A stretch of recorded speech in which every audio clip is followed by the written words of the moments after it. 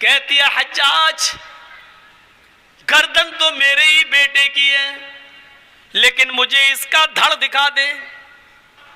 आओ, हज्जाज इब्ने यूसुफ सख्फी का वाकया तुमने सुना होगा। इस्लामी तारीख में सबसे बड़ा जालिम हुक्मरान गुजरा है हज्जाज इब्ने यूसुफ, जिसने बड़े बड़े सहाबा का कत्ल करवा दिया। अब्दुल्ला इब्ने जुबैर को इसी हज्जाज इब्ने यूसुफ ने कत्ल किया था, कराया था।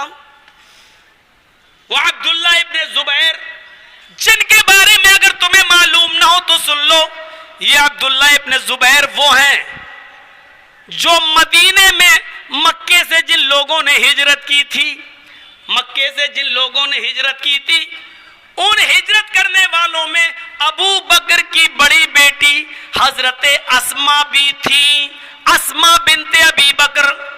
मक्के से मदीना जिन लोगों ने हिजरत की, इन मुहाजिरीन में सबसे पहले अगर किसी के यहां बच्चा पैदा हुआ, सबसे पहले इन मुहाजिरीन में किसी ने अपने बच्चे को जन्म दिया तो वो अस्मा बिनते अबी बकर, अबू बकर की बेटी हजरत आयशा की बड़ी बहन, मोहम्मद रसूलुल्लाह की बड़ी साली अस्मा थी। उनके पेट से मदीने में सबसे पहले जो बच्चा पैदा हुआ वो अब्दुल्ला इब्ने जुबैर था। वो अब्दुल्ला इब्ने जुबैर जो धीरे धीरे बड़े होते हैं और हज्जाज इब्ने यूसुफ का जमाना पाते हैं, हज्जाज इब्ने यूसुफ के जुल्म का निशाना बनते हैं। हज्जाज इब्ने यूसुफ ने उनके कत्ल का हुक्म नाफिज कर दिया था। हज्जाज इब्ने यूसुफ ने इनको गिरफ्तार कराया और इनको कत्ल करा दिया। अब्दुल्ला इब्ने जुबैर कत्ल कर दिए गए। उनकी गर्दन को उनके जिस्म से काट कर काबे की दीवार पे लटका दिया, काबे की दीवार पे लटका दिया हज्जाज इब्ने यूसुफ ने। काबे की दीवार पे जब लटक गई गर्दन तो कहा, लोगों कोई इस अब्दुल्ला की मां को, अस्मा को बुलाए। उस वक्त अस्मा रजी अल्लाह ताला अन्हा की उम्र 100 साल की ऊपर हो चुकी थी। आंखों की रोशनी वैसे ही थी, कम नहीं हुई थी। हाँ, कमर झुक चुकी थी, लाठी लेकर चलती थी।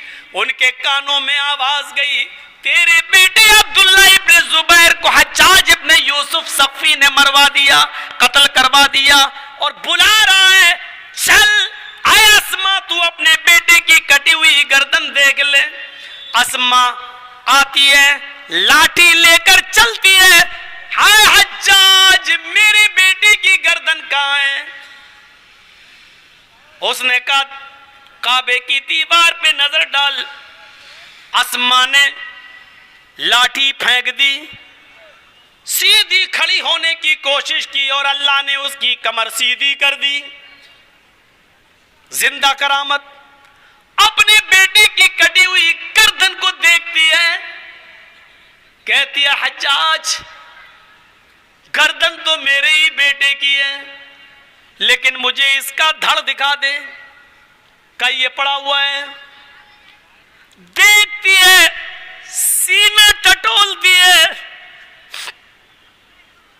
सीने पर तीर देखती है, पीठ पलटती है, पीठ पर एक भी तीर नहीं है। सीने पर तीर लगाए, गर्दन यहां से काटी गई है। देखते ही कहती है, फुज़्तु बिरब्बिल काबा, काबे के रब की कसम मैं जीत गई, काबे के रब की कसम मैं कामयाब हो गई। हज्जाज ने कहा, बार बार सीना क्यों देख रही है? कहती है हज्जाज, मैंने अपने बेटे को जब जिहाद के लिए निकाला, तेरे खिलाफ जंग करने के लिए जब भेजा, तो मैंने अपने बेटे को यह वसीयत की थी, बेटे मैदान जंग में लोहे की जिरा पहनकर मत जाना, बचने का रास्ता तलाश मत करना, और दुश्मनों के तीर तुम्हारी पीठ पर तुम्हारी मां नहीं देखना चाहती है।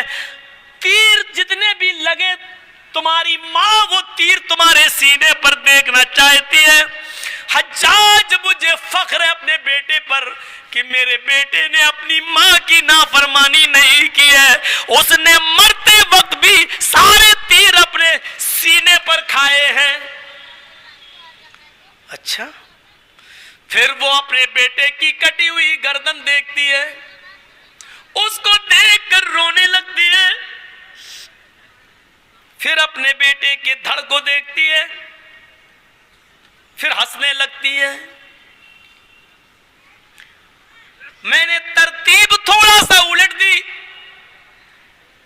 गर्दन को देखती है तो हंसती है, और अपने बेटे के धड़ की तरफ जब देखती है तो रोती है।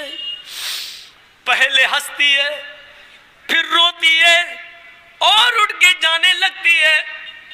हज्जाज ने कहा, बुढ़िया अस्मा, एक चीज बता दे, तेरा एहसान होगा हज्जाज के ऊपर। कहने लगी, पूछ। एहसान करने में मोहम्मद के घर आने वाले कभी पीछे नहीं रहे हैं। मेरे बेटे के कातिल अगर कोई एहसान मांग रहा मेरा तो मैं करने को तैयार हूं, बोल। कहता हज्जाज, अस्मा इतना बता दे।